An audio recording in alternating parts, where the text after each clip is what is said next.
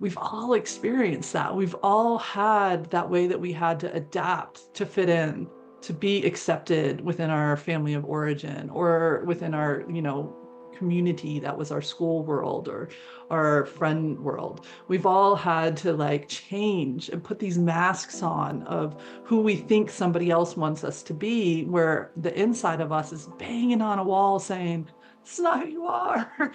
It takes energy to hold that and say, well, who do I want to be? Do I want to be who they think I am and who they expect me to be and how they expect me to be? But that matched me from 10 years ago.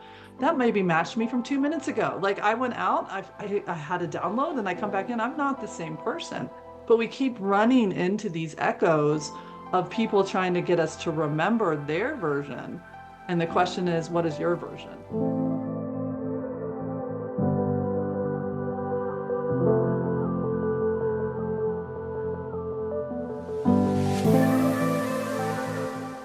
Hello. Hi, Michelle. Hello. How are you? I'm good, thanks. How are you doing? I am doing well, doing well. It's so Awesome. nice to meet you. I've enjoyed like getting to know you through for the Instagram channel and everything else like that. And I was like, oh, she's like a kindred spirit. Totally. I know I've been going through your work as well. I'm just like, wow, yeah, we're on the same wavelength. And it's so interesting. I was just speaking with a friend yesterday who connected me with people just down the street from me who also do healing work with horses on their ranch. And Oh, I was just fun. like, well, this is interesting timing because guess who I'm speaking to tomorrow? It's a small world. Yeah, and once it starts to get into that space, the world gets smaller and smaller pretty fast. Oh, I bet. Well, thanks so much for making time for this, Michelle. I'm really Oh, yeah. excited to talk with you and hear more about your story and just connect. Well, I'm excited to share and be in that conversation and work with that with you. So yeah, you just tell me where you want to go and we'll go there. Yeah, I would love to, because I know you've got quite a story from your childhood that started this Yeah, that whole launched path it. for you. So if it's okay with you, I'd love to start there and just hear about what happened to you and how your dear horse healed you, and we can go from there. Sure, that works. We can start. That's a good starting place because from there it all just kind of keeps going. Perfect. Okay. Well, one, just thank you for the extending the offer and being here in this beautiful space with you and in this conversation. And hopefully it'll help other people find, that hope and that inspiration that our life experiences can really give us a lot of wisdom and support along the ways.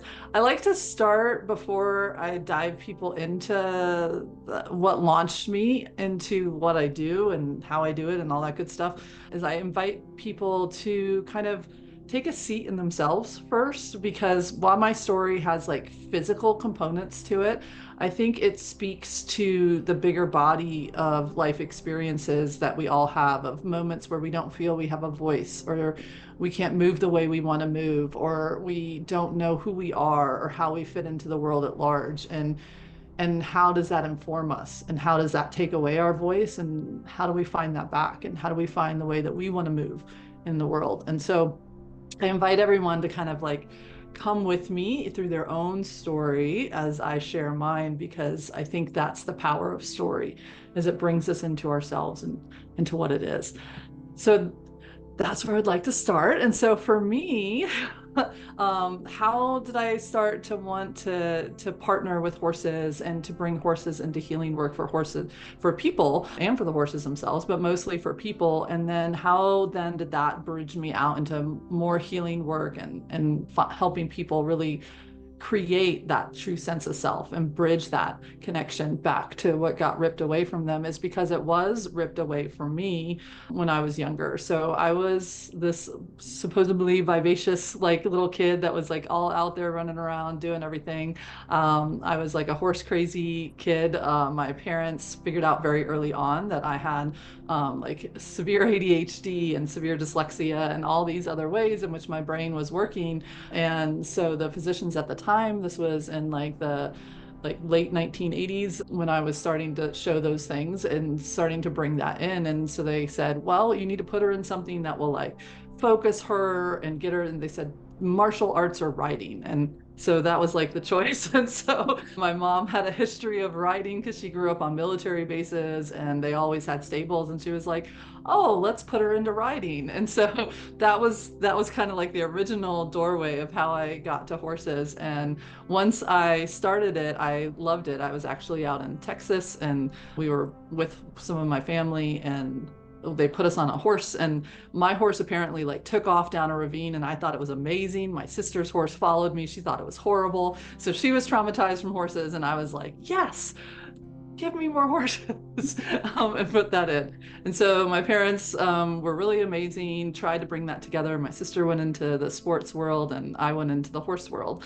And that's kind of how it was all the way through. And then when I was 13 years old, the place that I was riding at on a weekly basis, we didn't own horses. I just showed up and rode the horses that belonged to the school. They had gone to a show down in Florida, which is a more southern spot than where we were in Virginia. And there was an outbreak of equine and eastern encephalitis. And a little mosquito hitched a ride back on that trailer. And me sitting in Virginia where there was no outbreak happened to get bit by that mosquito. That little mosquito ended up transmitting to me equine eastern encephalitis. And I ended up with my brain becoming very unhappy, and it dominoed into spinal meningitis at the same time. So I had two viruses attacking my system. The lining of my brainstem was swelling inward. My brainstem itself was swelling outward. My brain itself was also inflamed with that lining coming in. And that together equaled a very unhappy brain. And so I ended up slipping into a coma for 7 days. And I always also like to pause here and say my family gets to tell their story of what that 7 days was like for them. As a mom now, I can't even imagine all the things that happened. And my sister has her story of like losing her family to like something she doesn't understand as she was a ninth grader just going in to like a freshman year in high school. So it's all these things were happening and they have their story, but this was the experience that came from me. And so when I woke up from that coma, there were a few things that were definitely not okay with how my brain had managed to work through those two viruses. I was deaf from all the swelling that was in my ears. And so everything was like I was underwater. So I couldn't hear anything. I was blind, but not like dark blindness. Everything was so bright because that whole swelling in the part of the visual cortex right there at the base of the brain was so overstimulated and so much pressure that all I saw was like white blindness, and light was so incredibly painful to my system because it had no way to like, if the exposure was too open and too broad. And then I ended up being also paralyzed from the middle of my back down due to damaging that happened within the nervous system and in that spinal cord when that swelling was in there. But those weren't the biggest problem. So you would think, okay, here's a deaf, blind, paralyzed 13-year-old. That's a problem, right? But the bigger problem was that when I woke up, I had zero memory. So I didn't have any memory of that I was Michelle. I didn't have any memory of my life, the people that were in my life, that I was human, what it meant to be in a body. All of that was completely erased from me. And all that I had was just this felt sense of that very survival basis of us. I was in pain because I still had all of the swelling was happening in my body. I just happened to wake back up. And so my pain level was insane. All the body rhythms that normally we sync to were all out of sync and all jostled up. And I didn't know to reach for help or to accept help because I didn't know what any of it was. And so to me, any hands that came near me, I was fighting them because I didn't know what they were. And eventually I started to be able to realize that I couldn't fight things from moving me. And when things touched me and moved me, it hurt, and those turned out to be the nurses and the doctors drawing my blood, moving me in and out of scans, moving me around. But eventually I learned to deal with what those that I called shadows, because they were somewhat darker than the white light that was around me. And so they looked a little bit different. And eventually this is me putting words on, because I had no language. All of that was wiped. Yeah. So it's a very, and I synced though to the rhythms around me. And I also didn't know that any of those rhythms were not a part of me. So when everything got too chaotic inside this form, it was very easy just to connect to other energies around me, because there was nothing telling my system that you're you and I'm me. As far as I was concerned, we were the same thing. It was just a different version of what I could connect with and work with. And so I got very comfortable syncing to the energies of the hospital, the energies of the staff, but there were three particular energies that were really difficult for me to work with. And those turned out to be my mom, my dad, and my sister, because they wanted something from me. Their energy bodies were scared, were nervous, wanted me to be okay, wanted themselves to be okay, didn't understand what was happening. Everything that was happening in their system felt like it was pulling at me and clawing at me to be something other than what I was. And I didn't know what the heck I was. So I didn't know what it is they wanted. I just knew that whatever they wanted, I could not give them. And it never settled when they were there. When they left, everything settled. And so fast forward about 3 months after being in the hospital, there was no reason for me to be there anymore. And so they sent me home, which would seem like, oh, that would be really beautiful. But remember, I'm deaf, I'm blind, and I can't move, and I don't know to communicate that. So I don't know how to communicate with these three energies that were very problematic for me. And so when they moved me back there, that was like a whole nother trauma because everything I had synced to here was completely different. And when I moved into that space that was the house, I just kept hitting energy wall after energy wall of the shadows of the old Michelle, of what, and the expectations for me to remember, which became a significantly 4-letter word to me for a very long time, was just kept hitting me wave after wave after wave. And I'd had zero reason to connect with anything because I had no connections to anything. So I became this very robotic thing. I figured out I couldn't hear the bell, but I hand over hand motion figured out that the bell was the same as the button in the hospital. Like if I rang the bell, somebody came, they tried to figure out what was wrong with me, and then they left me alone. And so I had a bell in my little room and people would come, but they had to keep going to work and they had to keep doing other rhythms. And then here is this, I went in the hospital about 5'8" and I came out 6'1". So I grew all that time in the hospital because my body was trying to disperse the infection and the energy that was in my system. So this is like this 6'1" thing that can't move and that is just stuck. And they had a 13-year-old engaged 8th grade daughter. And then by the time I came home, they had this, and so it was a big, huge shift that happened in the family. I was refusing, Vanessa, to do anything. Like there was nothing for me to engage to because I don't remember anything. And it's not like I was willing to talk to somebody because I had a relationship with them. I had no relationships. So I just really was this kind of blob of a thing that if you moved me, I would move, because I really figured out at this point, fighting did zero good. People were going to pick me up, they were going to move me, and it would hurt more if I tried to fight back. And if I just sat there and let people move me from point A to point B, it was so much easier. Fast forward about 3 months of me being home and just being completely detached. At this point, the swelling had somewhat come down in my head, so I could somewhat make out garbled, really underwater. Have you ever been in the deep end of a pool underneath there and you can hear that there's words happening, but you don't really know what it is? Yeah, that was the hearing that I had. And then, like I said, the light at that point, if I had deep glasses on, I could make out shadows of things. But if I took the glasses off, it was too bright, blinding, and it was so incredibly painful.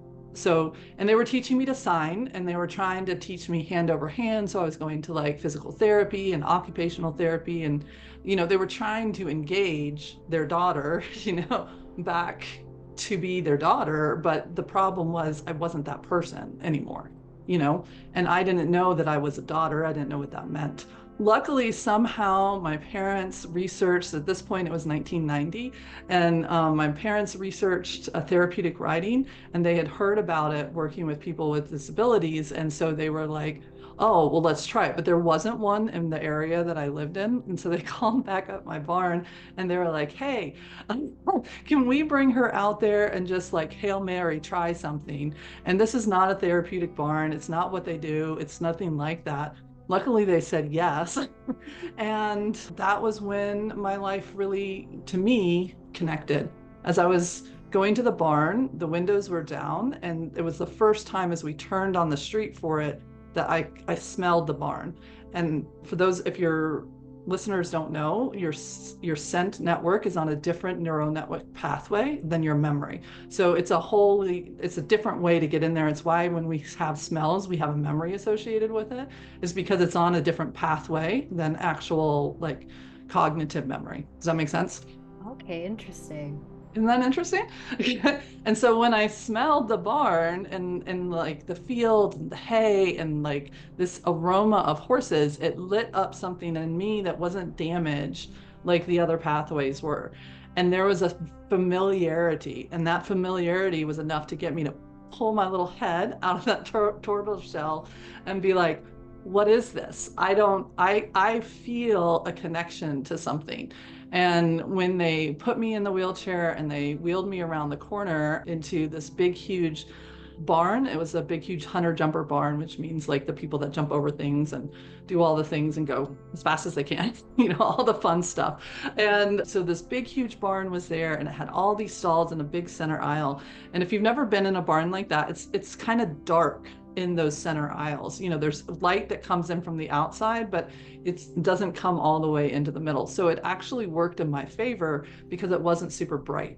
And so I could kind of somewhat make out the shadows and different things. And 4 stalls down on the left, I knew I wanted to go there. I didn't know why I wanted to go there. I didn't know what that meant or what, but that's where I wanted to go. And a horse popped its head out of one of those Dutch doors, where the bottom half of the stall is there, and they can put their head through the top. Yeah. And his name was Schedule A.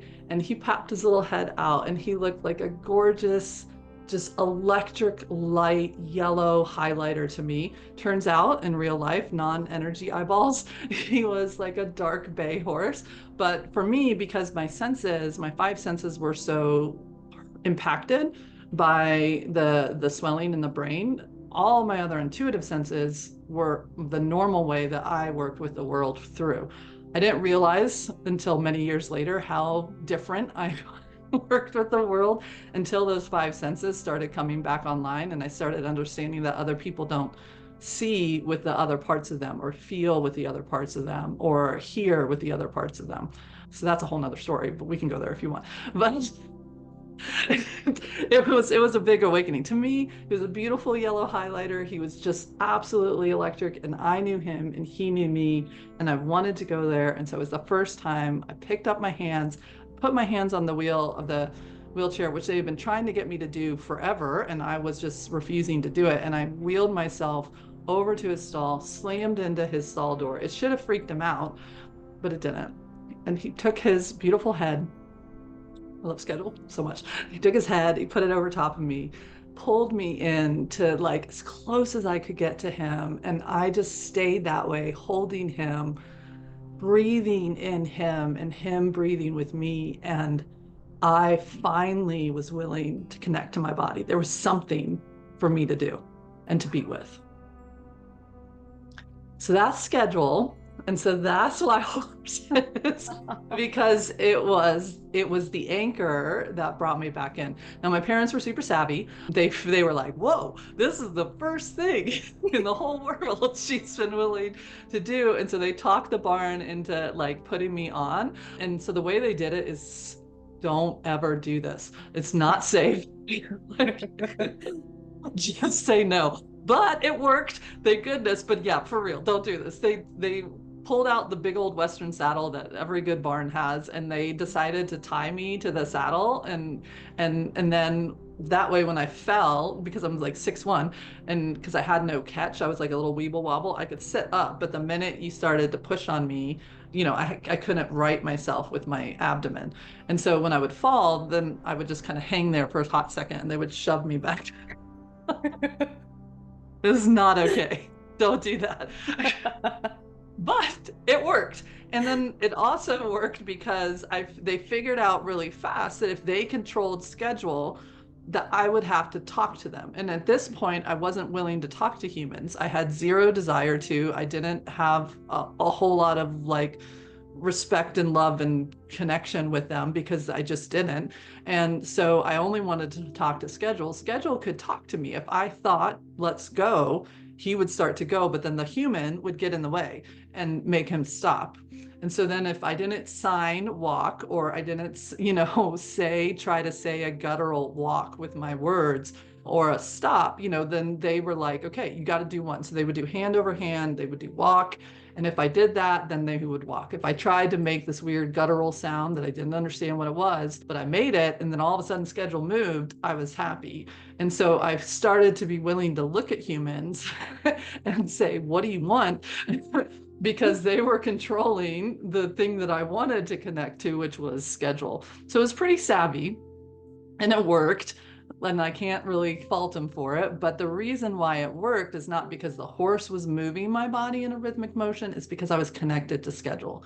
Because that connection that I had and the felt sense of safety that I had with him, that is what allowed, as we were moving in the rhythmic motion, for my body to find a desire to move with him, right?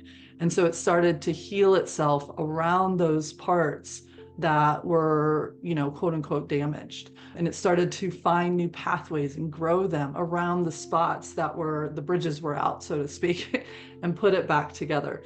And so within 6 months of riding him 2 times a week, I started to be able to walk with like crutches and doing everything else. 6 months after that, I was trying out for the basketball team as a freshman in high school and off to the races, so to speak.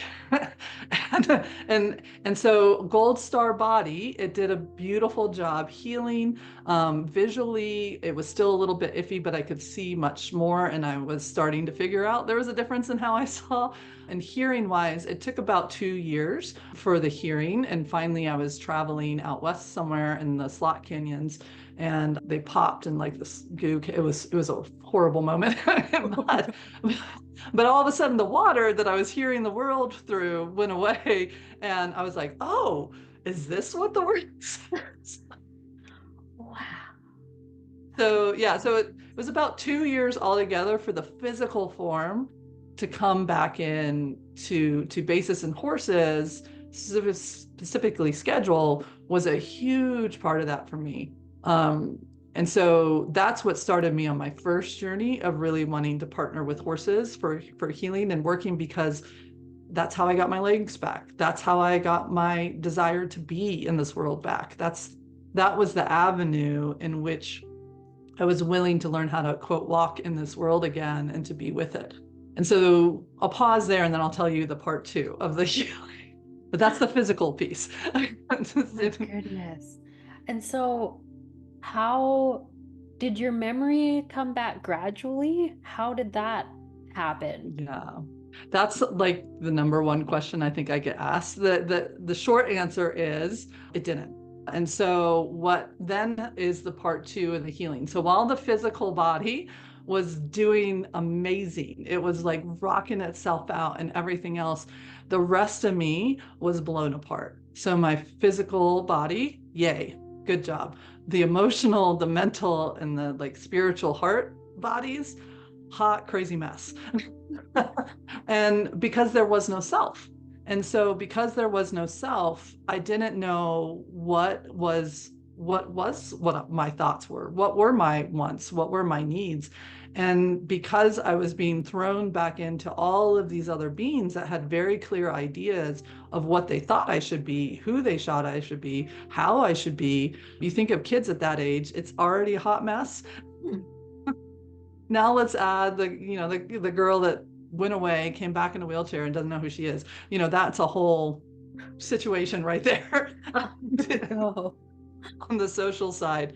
And so I didn't know. And I basically became this parrot, this massive chameleon that would just adapt to whoever was in front of me. I became very good at feeling their system and feeling what their system wanted and feeling what their system needed. And even if it was quote unquote harmful, I didn't have that framework with me. So somebody said, Michelle, this is what you do. That's what I did. And so you can see how that would be a very problematic viewpoint going into high school. It was a big problem, because all of the main things that keep you from abuse and keep you safe, none of that was online. And so it was a massive world of me feeling just assaulted and feeling so porous, and as if I was moving through the world without any skin, without any barrier, and without any container, that at any moment it could shift. The only refuge I had from that, from those things pulling at me to be this, to be that, was at the barn, because schedule didn't do that. Schedule just was like, who are you? and who are we together? And it was a very different conversation. So the world, the belief system that really got lodged in me for a long time, that created a lot of problems, was that, the world is not safe. The world is just there for you to be whatever they want it to be. And the human world will not honor you. The natural quote unquote world is the only place where you could be you. And that became a very difficult world to be in. And especially because my senior year, trigger warning, he colicked and he died. And so when he died, the anchor, the only thing that I viewed as a place that I was, went away. And that is when the real abuse of Michelle started, because I had zero reason to say yes to anything. And just so anything that swept me from having to feel or connect with myself, that's what I was into. And so it just was a huge problem. And until the next piece of the story and another animal comes in, but we can stop there.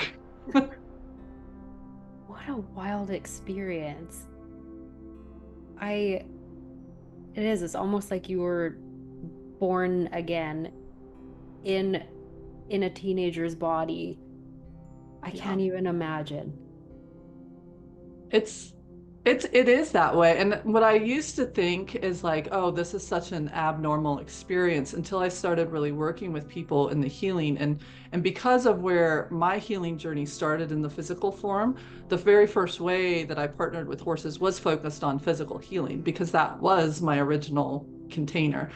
But very quickly throughout, as my journey awoken to like find healing for myself, to come back from this like disorganized, crazy hot mess of a being and find center again, I realized that what the horses had helped me do was bridge over that huge divide, right? Of the trauma, of the abuse, of the pain, of the suffering of humanity, like they had helped me find a different narrative in there.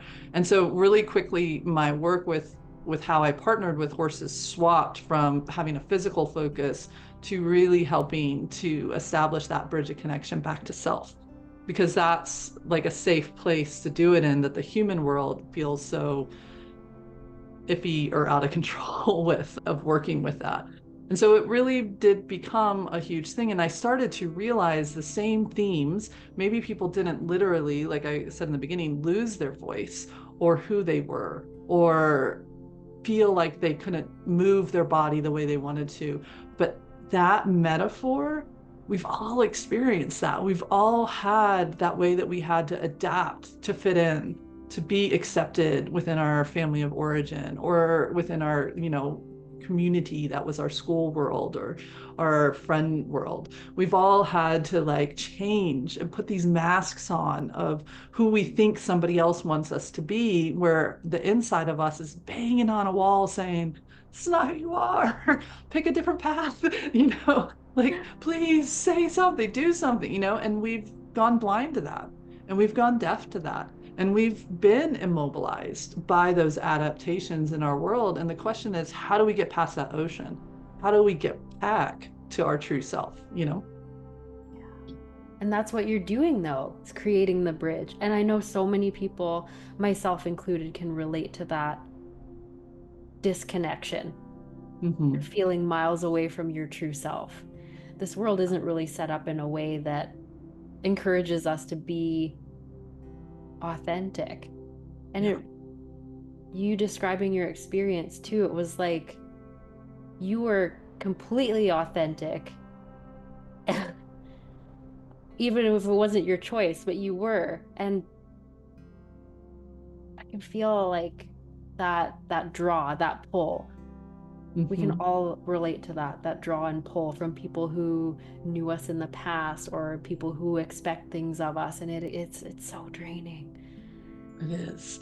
And it's a real like you're hitting a real morphogenetic field from those people. Like that is their image of you. That is what they want of you. And it literally, if you could see like with the energy eyes that I see, it comes like a tendril, like almost like octopusy like kind of things, and it comes in and it tries to pull you into that resonance to say this is who you're supposed to be, and to hold center, and not, it takes energy to hold that and say, well, who do I want to be? Do I want to be who they think I am and who they expect me to be and how they expect me to be? But that matched me from 10 years ago. That maybe matched me from 2 minutes ago. Like I went out, I had a download and I come back in. I'm not the same person. But we keep running into these echoes of people trying to get us to remember their version. And the question is, what is your version? And that's why the word remember became a 4-letter word for me, because everybody would say, once I started to awaken and push back, that was the one kind of saving grace, I think, of how I was able to maneuver it maybe faster than some other people, is like once I woke up and I realized that that was not my truth, I didn't have all that programming trying to kick me back into the truth, you know what I mean, of everybody else. I was like, why? That's stupid. That's not me, Yeah. And so once it like woke up, it was like the things just clicked into place, and it was like, no, this is who I am. This is what I'm about. And then it became a little bit of a dance with the fact that it was such a hard no to people. Like then that was a really difficult time. And I have been told by people, like, the moment you woke up is when the other person we knew died. And I'm like, well, this is actually the real one that's not with the programming, that's trying to just please you and to be with you, you know? Totally. It's amazing how much static that can create with other people when they're trying to, because I see that energy too. It's like it's almost like I almost see it like as a net kind Yeah. of going over top of you. And when you're like, no, I don't want that, it's almost like like it's Yeah. static. And Yeah. And nobody then it's, knows what to do. And then it gets yeah. really uncomfortable. It does get really uncomfortable. And then we have like this social engagement system that's supposed to be like, are we supposed to match that? And just imagine like there's this huge like console happening inside of your system. It's going, are we supposed to match that? We could just make them happy. Well, what about this? Well, what about that? And it's like the static in their system saying, I need you to match this so I feel safe. And your system saying, I don't feel safe because you're asking me to match something that's not who I am. And then that's palpable. That is energetic, like zings happening back and forth, and it can get really uncomfortable. Or we can just sidestep it and say, I see that you need that truth. I get it, I understand it, and so sorry, that's not going to happen. Yeah. But we can bring it through compassion, because it's the way our mind works. Our mind works off of taking the past and projecting it into the now, into the future. So if I know somebody, I say, okay, that's who you are. And then my mind, just every time I see you, that's who you are. And it just tries to keep it simple. The thing about horses, they tell you that does not work. They're like, yeah, no, I that's who I was yesterday. You need to meet me now, here in this space. Ask me who I am right now, and I'm going to ask you who you are. And neither one of us get passes. So whatever relationship I had the day before, that's great. That's amazing. It doesn't transfer to this moment. I have to, in this moment, say, who are you? And they say, who are you? and we create a dance. And it's so different from a human to human relationship, because almost 9 times out of 10, what we're connecting to is the past. We're not even connecting to the present, you know? And so it's a whole different system when we start to ask, who am I with the horse? Because the horse is going to say, who are you right now? And how is that person interacting with me? Do you respect me? Do I have the right to say yes, no, or maybe? Do you have the right to say yes, no, and maybe? Are we going to give that mutually to each other, or are we going to try to dominate each other and say my needs trump yours, or yours are more important than mine? And all of that happens in like 5 seconds with a horse. It's so fast. Where with humans, it's a lot muddier. Like you said, it's staticky. It's all over the place. And so that's one of the reasons why partnering with horses can bring us into that conversation so deeply and so quickly, because that's their world. And here's the kicker, if they're allowed to run that way. Because just like we have conditioning, just like we have rules that are put on us that take us outside of how we truly want to be, the same thing happens to horses. Do they have the right to say yes, no, and maybe, or are they only being expected to match what we want? And then we're in the same dialogue that we have with the humans, and it's a problem. It's so fascinating. Oh my goodness. Sorry, you just connected Yeah, so many yeah, dots for I can me. see it. I can see it. Like so. Let's let it sit in, and and then let's see what dots are connecting, and where do you want to go with them? Ooh, this is so exciting. I'm just so grateful that we're having this conversation. You've put words to so many things that have been my experience of the world. That's been a pretty private experience of the world, because like, who do we talk to about this kind of stuff, really? And it makes sense why, like, for myself personally, I've always felt safe and seen in nature and with my dogs. Yeah. Because like you say, it was just being in the present moment with the trees, the wind, the water, the animals. There was no pretense. We could just exist. Yeah. And it always felt very complicated with humans unless they were also on that same kind of wavelength, which is rare to find. Yeah. It's so hard to find because of that stinking social engagement system, like that first system that we need to survive. Like the only reason why I was able to buck up against it so fast is because I wasn't a teenage body. If that was me 0 to 2, 0 to 4, which is me from like the time I woke up to the time I graduated from high school, like basically it was 0 to 4. But if that was me 0 to 4 from here, I was just doing all the same things a little kid does. They don't have control of their body. They don't have a voice to say what they want. They only have the language that the beings around them allow them to have.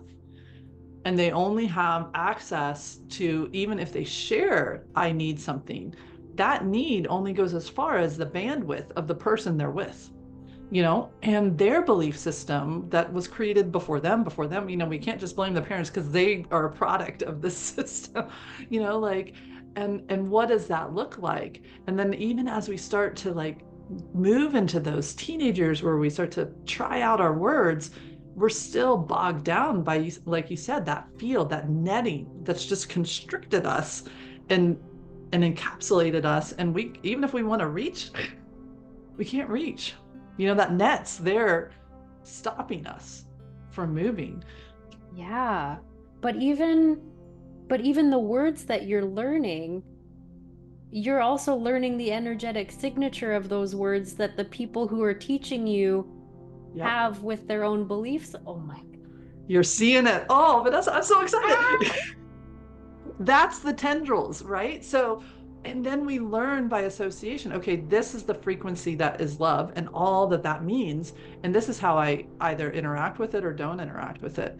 This is the frequency of a request, and it has all these conditions around it that I either agree to interact with or don't interact with if I want to get something over here. And if I want to get something over here, or if I don't want to get this response, then I have to agree that this is what this word comes with, a whole entire field of patterns, behaviors, thought things, actions, what you can and cannot. It is a minefield.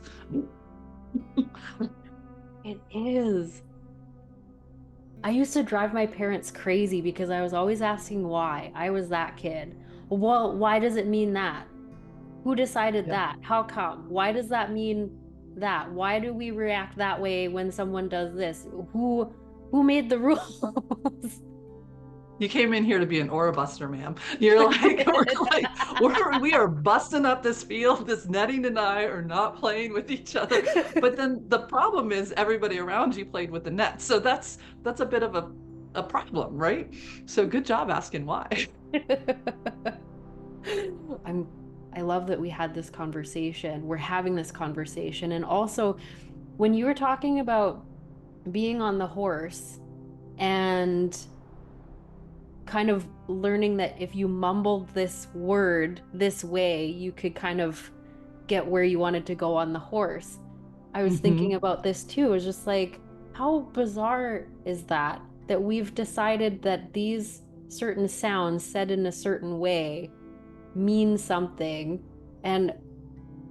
but you couldn't just telepathically connect with your horse and do it that way. Because I was already doing that. I thought left, he went left. Like once the humans went away, we went back to feeling each other's bodies, requests, movements, thought processes, like all of that. Once I could get the humans out of my way, that's the way we went back to thinking. But the problem was I couldn't get the humans out of the way until I did the communication in the way in which they saw fit, in which they agreed with. And so the conditioning is to become what people around us want us to be.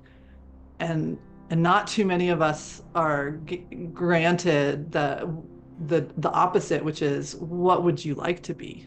What is working its way forward right now? What is in your heart and in your soul that wants to be a part of it? And I have to say, like when Schedule died, and when I say I went to a dark place, I mean, I really, truly, I did not like this thing that was holding me to earth. If I could figure out a way to like destroy it, that was what I was up to. And I really had zero reason to be nice to it.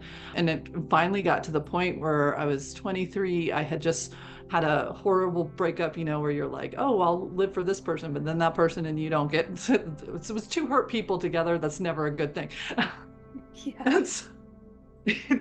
And so I was just like, that's it. There is zero things on this earth to connect me to it. I'm out. I'm going to blow this popsicle stand. I took a handful of pills. I just wanted the pain that comes with this body to go away. And I passed out on the basement floor of the basement apartment that I was living in at the time. That tells you what the environment was like. It was a lot of dark and a lot of dingy and only a lot of light coming through a sliver of a window.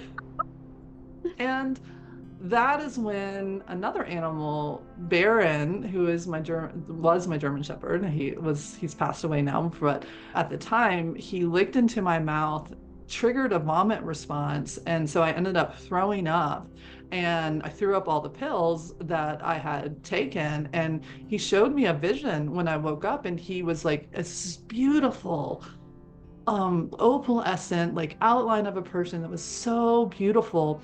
And it was just shining, and she was free. And he was like, why don't you remember her? Why don't you love her the way I love her? And he was talking about my soul. He was showing me the way he sees me. And, we know animals don't lie. So that vision, what he was showing me, I was like, there was another remembrance in there. I was like, I think that's true. And he's saying it's true. And I've lost her. And I remember when I was sitting in the shower afterwards and I was washing the things out and I wiped the mirror down and I looked into it. I had such hollow eyes. There was none of her left in me. Like it had all dissipated. And I was like, I've got to go find her again. I've got to wake her back up and remember that that is me and that's a part of me. And so that's what really launched me into the finding a way to come back to our original self, because at that point I was so far gone. I was already a therapeutic writing instructor. I was already working in the field, you know, and had gone into my master's program. I was in the quote healing field, but there was no soul attached to it. And it wasn't because I didn't want it. It was because this the ocean of trauma, abuse, that netting, that static that you're talking about had gotten so wide. I just had no way of remembering that that other version of me was there until he showed it to me. And then I was like, I don't know where she is. I don't know how to find her. I think she's inside of me. She's got to be here, but I can't feel her. I can't connect with her. I'm going to go find her. And because I loved and trusted Baron so much, I wouldn't trust a human. A human could have told me the exact same thing. It would not have worked. But Baron telling me that, I was like, I got to go find this. And that launched me into any and every healing modality, shamanic, Western, mental health, you name it. I was in it, trying to figure out how to put Humpty Dumpty back together. And did you have a moment where you're just like, okay, she's here, we're back together? How did it? I know it's a gradual process. Yeah, there were some moments that were like what I call like earth was flat, earth was round moments, where I could feel a significant chunk solidify back in with that connection. So I had some of those as I went, but what mostly happened is because I had been so traumatized by when I allowed people to kind of see behind the curtain, and I invited people into seeing the way I saw and what I heard, and that whole other intuitive empathic side of me, and trying to tell people like, hey, you have the same system too. I'm not special. You work this way too. It was such a raw, hard no for me when I tried to invite people into that world. The problem is I split myself. It was not the best solution. And so I had what I called the science shield version of me, where that's why I went into the what are the best practices in the mental health world? What is, parts work and this, that, and the other? And can I find the science, neuroscience, and mindfulness meditation, and only coming through the body mind doorway was what the shield was that I held in front of me. And the horses fit very nicely into that because they fit in that model. And so I was presenting myself as this attachment-based person and then behind the scenes, I was doing the full breadth of it, body, mind, soul. And so I had developed myself, and the book, The Horse Cure, what you see in that book, if you know how to read it, you'll hear soul.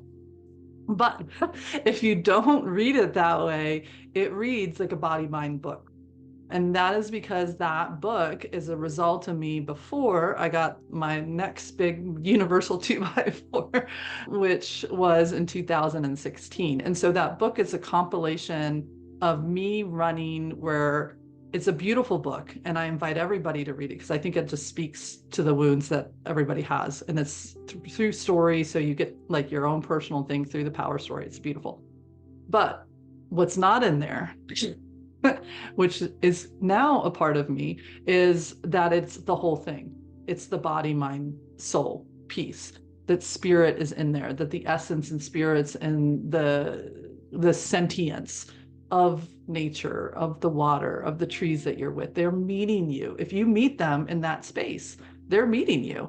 And what does that look like? And what is the conversation? And then how does that then inform the way you interact with your life, with everything around you?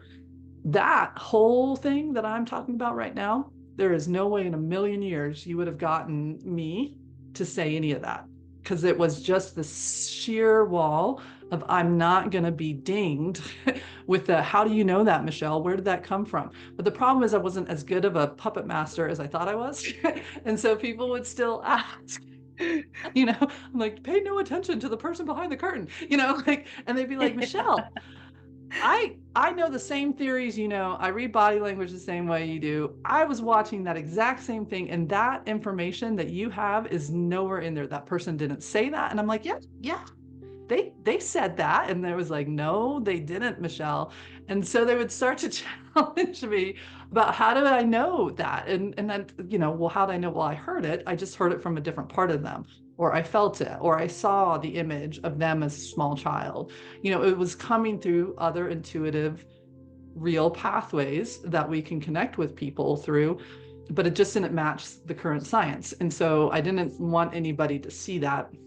In 2016, I was rolling out a whole training certification program for working with horses and partnering with them for people in attachment-based theory, in all the sciences, and I was going to bring that out. But people kept saying, Michelle, how do you have horses that have the freedom to do what they do? Because we've watched you work with a horse and it shows up differently with you than it does with anybody else. And that's because of this, right? Like, I give it permission. And I wasn't willing to tell anybody.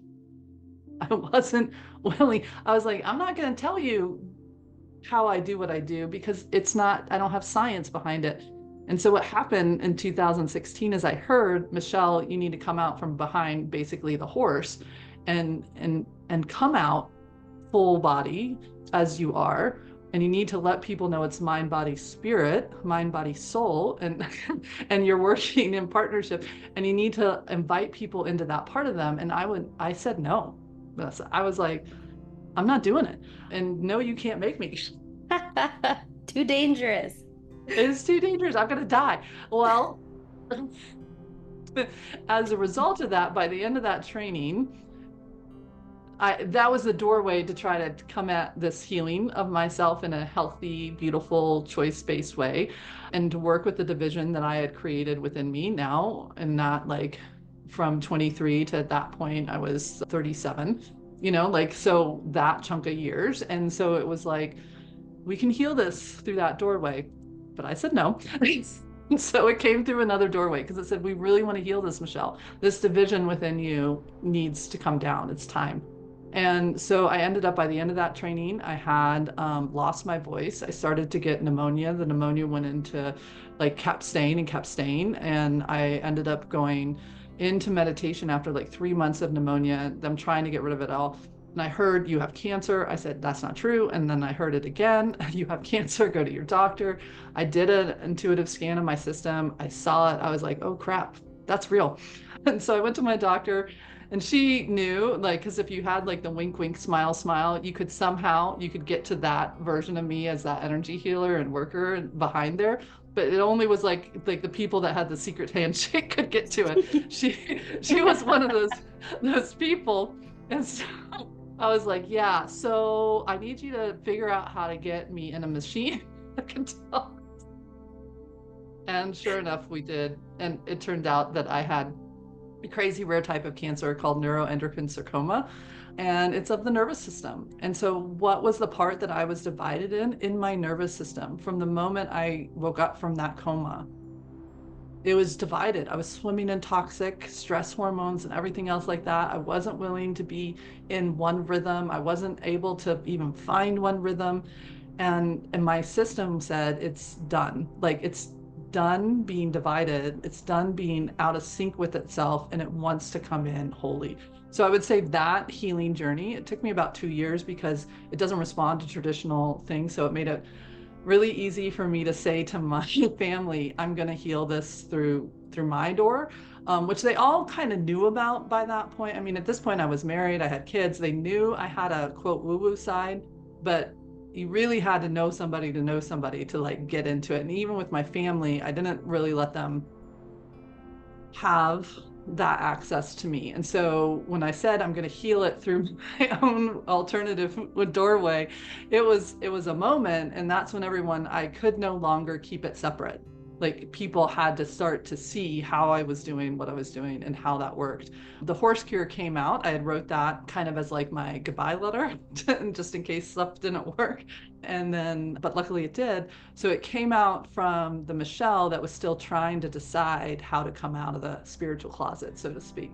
And so that's why it's in there if you know how to look for it. But now it's, you don't have to worry about trying to look for it. You can have the whole shebang, the body, the mind, and the spirit. That really resonates for me. We're on the same wavelength. I have a very similar story, and I got to a point actually earlier this year where my body started betraying me. Well, it wasn't body betraying me, it was my body was tired of it. My body was tired of the fragmentation. And it's just like, no more. No more of It takes a this. lot of energy to hold that separate, right? And And it even in the reframe, you just said, like, it feels like a betrayal. It's like, oh my gosh, come on, like duct tape and baling twine this thing together, like hold it together, you know? And like the body's like, I don't want to duct tape this anymore. Like, please put down the glue and Yeah. let's go find something else, you Like know? this actually fixes this problem instead of band-aiding it. Yeah. It's like no, it's like imagine like what you look like energetically. Like when we're doing that, we're just like band-aided and like somewhat like really janky stitched together. We're like, Got like this yeah. weird kind of mask falling off here. Yeah. And everyone's like, are you sure you're okay? You're like, yeah, yeah, yeah. We're I'm good. Let's keep great. going.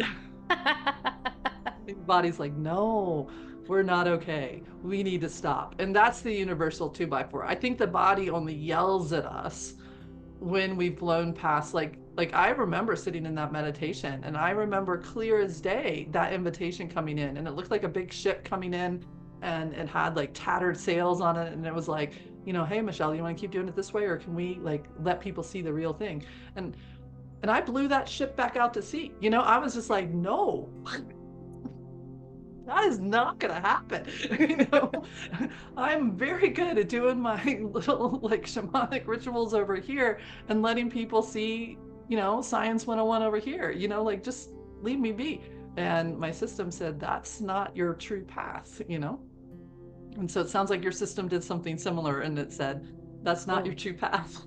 very much so. Yeah, and I did the same thing. I got the calling, I got the vision. I was like, nope, we're not doing that. That's way too scary, way too vulnerable, way too dangerous. People are gonna think I'm nuts. And I was just like, no, I ain't doing it. And I Yeah. think I put it off probably 3, 4 times, but each time it kept getting louder and louder and louder until finally it was like, okay, fine.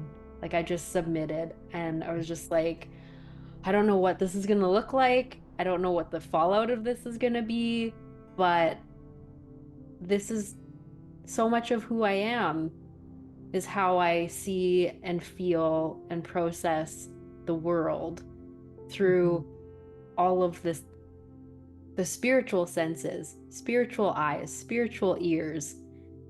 Like there's so many deep layers to how I experience this world that I didn't really share with anyone.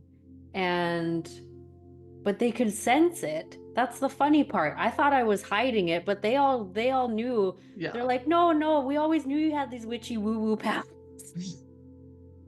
And you're like, really? Like, I remember when I like went to my first like post-cancer thing, and I was like, okay, I'm going back into the equine world, and I'm gonna like show up as me. And I was still like at the very end of the cancer healing journey, so it was like this big like crazy thing that I was like willing to do. And I went in and I was like, okay, this is gonna really shock some of you. And one person finally came up to me. She's like, welcome. I've been waiting for you to do that. And I'm like, what? Huge reveal. And it's like, this is not a reveal, Michelle. Right. I And it know. does make some uncomfortable, right? Because it doesn't fit in that netting that some of we were talking about before.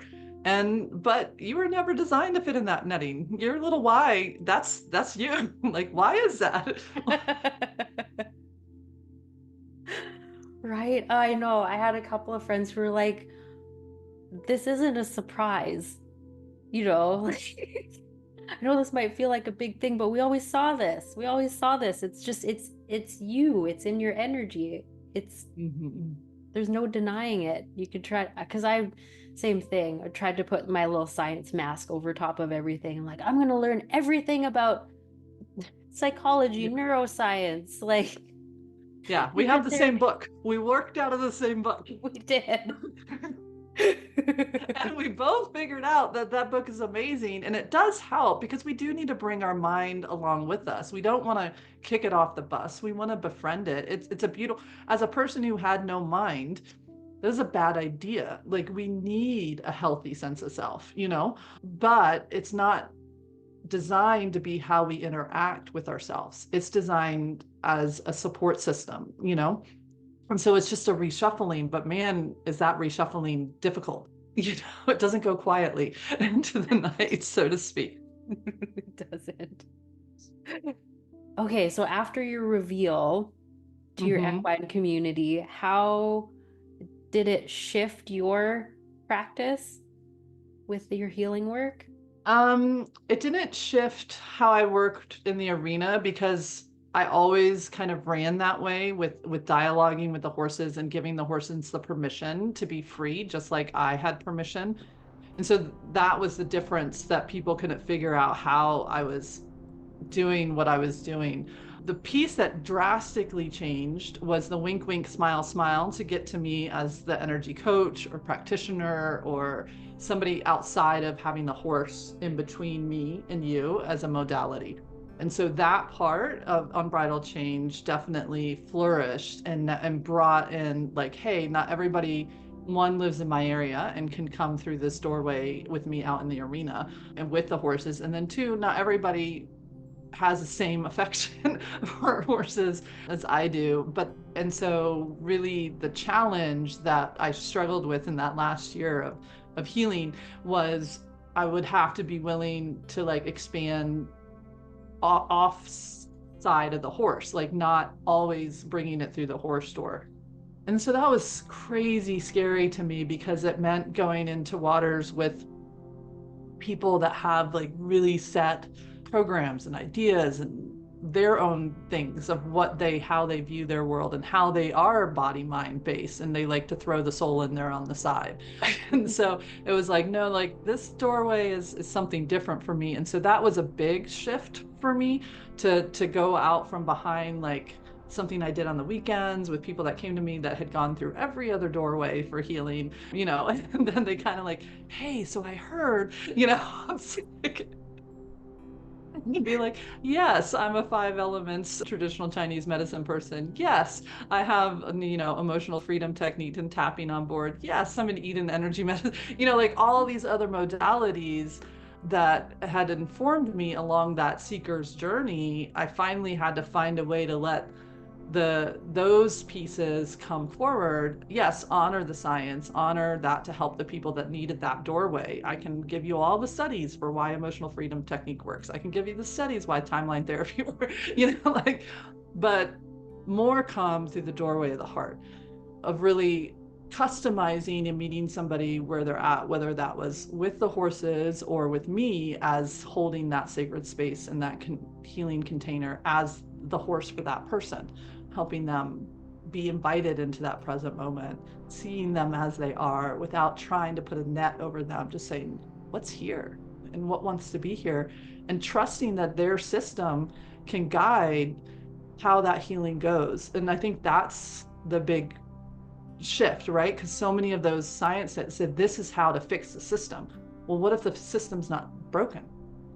What if it's showing up exquisitely the way it needed to for this moment in time, but the problem is it doesn't work in this moment in time. And we're still trying to recreate a past moment in the present moment where it doesn't match. How can we invite it into feeling safe enough to let go of that protective netting and open up into what wants to be? That's just like, oh, it just makes me so excited. I love doing that with or without horses. I just got chills. Isn't it fun?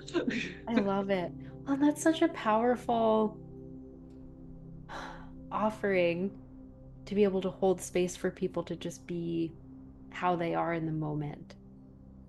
You can almost see their armor kind of fall down after a little bit, just kind of holding that for them. Yeah, I think it's just letting that feel. Like, what I feel is like, even like what we've created, this beautiful safe space and this resonance, when you said like let the armor fall down, it's like I could feel the listeners, letting a little chink, like letting a little bit of light in, and like that Leonard Cohen song Anthem, like the crack is where the light can come in. And it's like, I think that's what was happening in that moment, and it is happening as we're talking, because we are allowing ourselves to be seen. Mm-hmm. And we're not trying to manage what somebody does with what they see. We're just saying, welcome, come to our party, like, and that's what the horses do. They say, come sit with me in the pasture. Don't try to tell me everything to do, or for me to tell you. Just come sit with me, breathe with me. And that's what nature did. When you were talking about, if I go into nature, that's what the trees are saying. That's what the water is saying.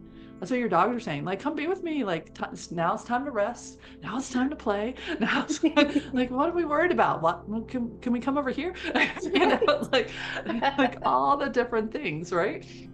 Totally. I don't know why I keep seeing in my mind, there was this cartoon going around the internet for a while there of this like alien coming home after the day and unzipping their human suit and just being able to relax.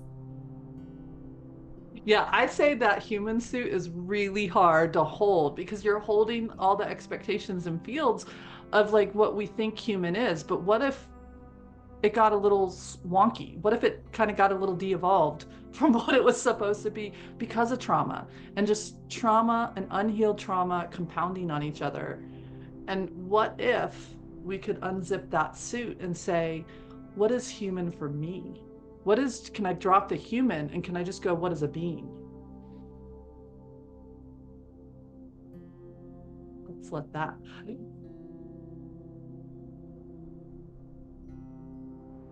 Let that percolate. I'm just a being. And if I could let go of the human armor, what would that be? Isn't this exciting? It's so exciting. It really feels limitless when you put it that way, when you start thinking about it that way. It really feels limitless. My crown is tingling so much right now. We'll just let it open up. It's so excited. It's got to like run through all the other ones and be like, oh, does this match our paradigm? Can we say this? We can feel this. Okay, heart and that can work together. Solar plexus, yeah.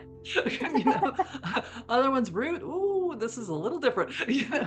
But we'll just let it just be like, it's not actually different. This is actually our original wiring.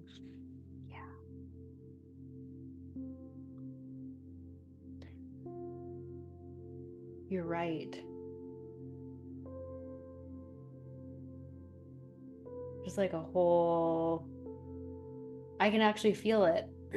I was gonna say, you are clinking into place. You're like the gears are going. Yeah. Vanessa, you're glowing right now. Ooh. Wow.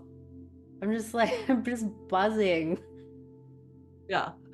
Stretch those stretch those lips. Take up that aura. All of that aura and you belong together. Like, yeah, for real. Forget the podcast. Just like let your system. Oh my God. Oh, my back just cracked like 10 times. I'm probably gonna leave this in because somebody's gonna be feeling this with me. They are. You are like helping move this through. As my throat chakra goes wonky, like, yeah, clean up those throat chakras, stretch them out.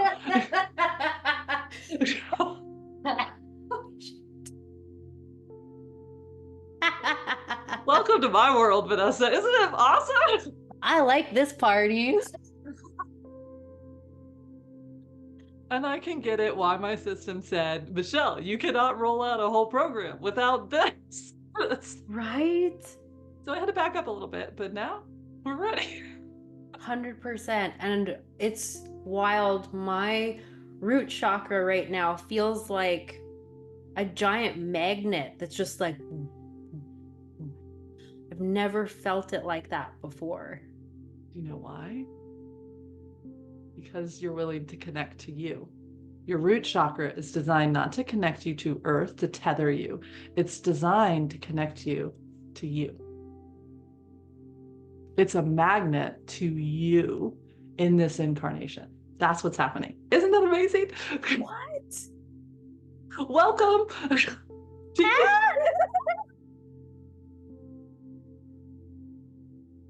No.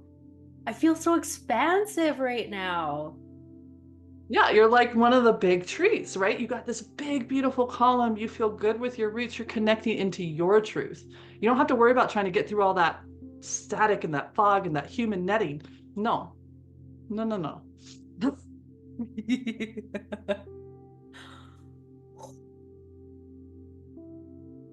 Thank you. Thank you. I am so excited right now.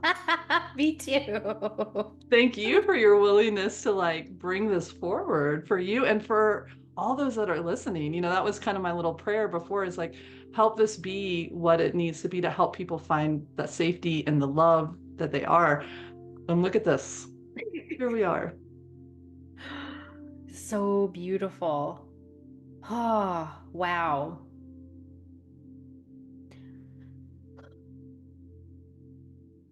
My whole body feels like it just got cleansed. It's so cool. It's like you got rid of the last bits of cobwebs that were kind of like getting in my way. Oh, it's 11:11. See, I love our witchy world. It's a beautiful world. Come play with us in our sandbox. Right? It's awesome over here. And it still will have some dust bunnies that will come in from time to time, you know, and some of them are pretty stubborn, and some of them we don't see until it's time to see. So, you know, that's why I like to say, like, this is the journey, right? And we are walking, like Ram Dass says, we are walking each other home. And you just found some dust bunnies, and we got to like say, you don't really need to be here. Wow.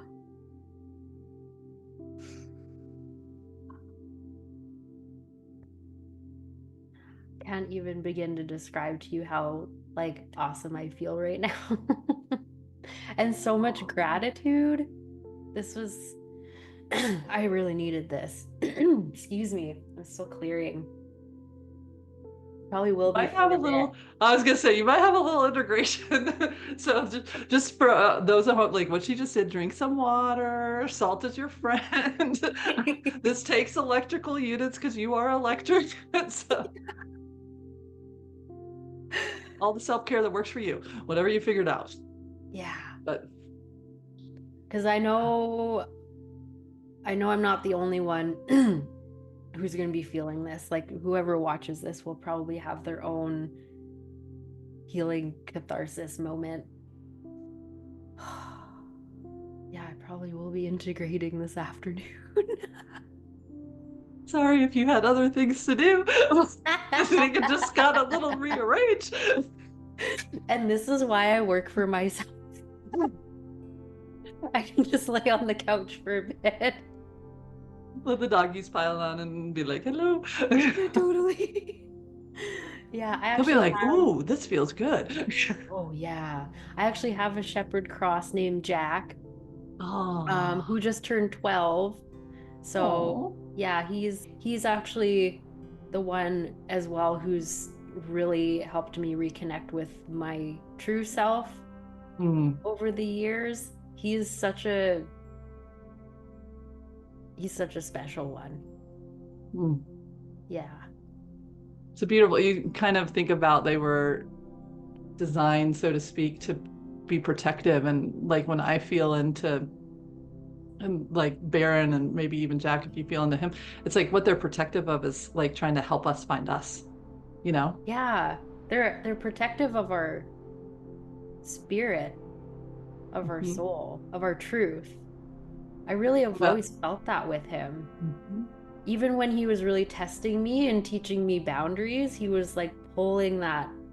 Yeah, he's trying to teach you how to have healthy protection of you, you know, like like, okay, no, I'm not going to sacrifice myself for somebody else's wants and wishes and desires. Like, no, that I matter too, you know? And, and yeah, they're just amazing. Beautiful beings. Once we unzip that human being and we just go to being, it's really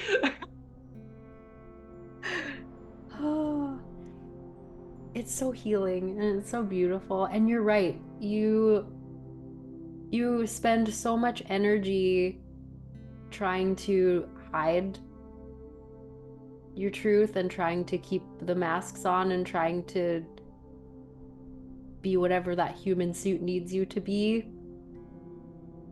When you can release that, it's just like, oh, so much more energy can flow through your whole system.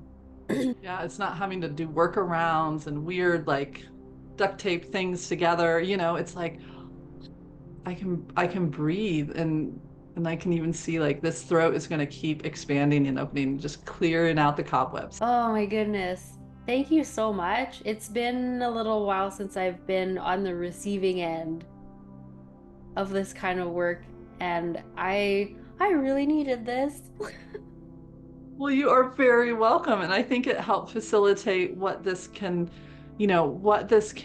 do when we let the system guide. Like neither one of us planned this. Neither of us was like, okay, this is what we're going to, the system guided for what you needed, but also for your viewers and your listeners, like what is wanting to work its way through, what needs to be balanced. And if we can let go of the wheel of thinking that in our conscious mind, every moment wants to find balance and healing. Isn't that the truth? And that's one of the things that I love about Reiki is like, yes, you can follow the hand positions and you can work your way down and up the body, but ultimately that energy is going to follow the intelligence of the being that it needs for balance. And it's based in those principles, that is going to help us release that worry and open to faith. It's going to help us release that anger that's really kind of covering up the hurt and the love that wants to be present.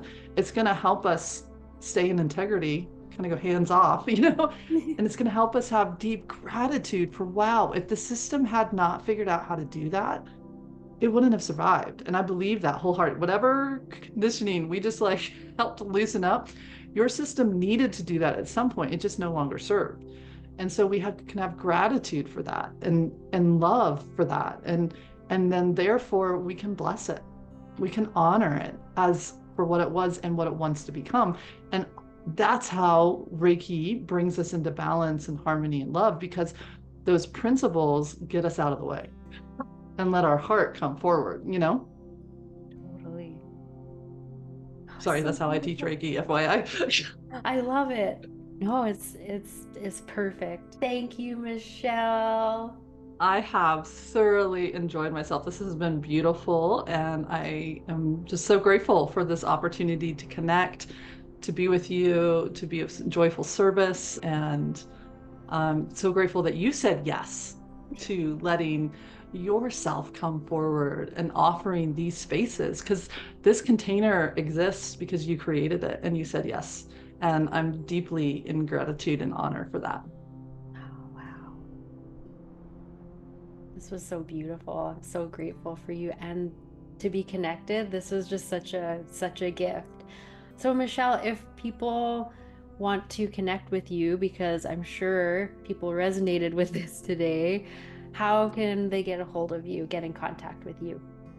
Yeah, so the best way is through either social media, so Instagram, which is I think how we met, or maybe we met on Threads. I can't I think remember. it was Threads, yeah. Was it Threads? See, beautiful connections. Use the algorithm, people. It's all energy. Get in there and bring the love to those spaces. So yeah, so either through Michelle Holling-Brooks, or you can look up my organization's name as Unbridled Change. And so in either one of those, I have a weekly free video podcast too that I bring in basically kind of what we did today. I pick a quote or an idea, I do a little teaching on it, and then I do a Reiki practice that you can work with throughout the week. So that, and it's called Soulful Practices podcast, and it's on YouTube and Spotify, coming soon to other places as I figure it out. And then probably through my website as well. Right now, through the end of the year, I'm really working on getting my second book finished up and into publishing.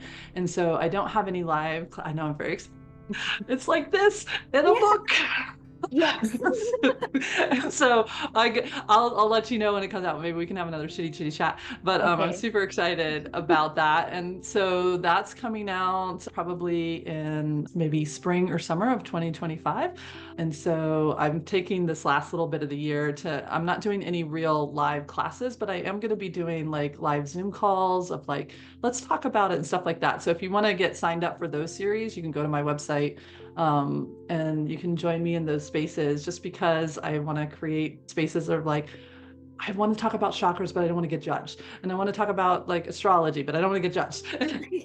Like, so a lot of those spaces felt like a really fun offering to end the year on. And then in 2025, I'll open back up some of my online group spaces and involving the empath and other things like that I do that bring in the healing work in a direct form.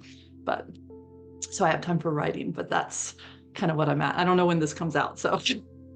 Very awesome. It'll probably be, yeah, probably November. Yeah. So the Let's Talk About It series should be up and running by then. And so you could come join me in those spaces and feel safe to like have a little chakra experience just like we did today. Because I don't know Beautiful. where it will go. That sounds amazing. And I'll put all of Michelle's links in the description box below this video, podcast, wherever you're watching this, so you can easily connect with her as well. Thank you so much, Michelle, for being here today. I'm looking forward to our next one too, but just so grateful for the energy that you brought and the space that was created today.